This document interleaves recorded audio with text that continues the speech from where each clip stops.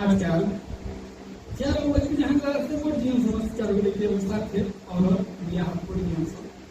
कैसे उन्हीं में बात हो ए बाबू अब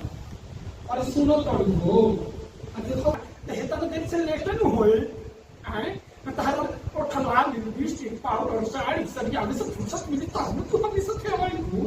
तो कहीं जब तो हीरोइन कौन के चाहिए हमनी के नहीं खेल जा हमनी के गरीब आदमी बन के हमनी को मरद कमाए धमाए वाला था तो जो बनाई उन्हें पहन के चाहिए तो करना तो चल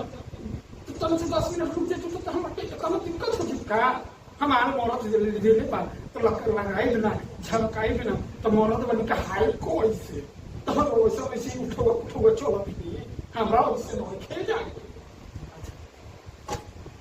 जो दूसर की बिया करता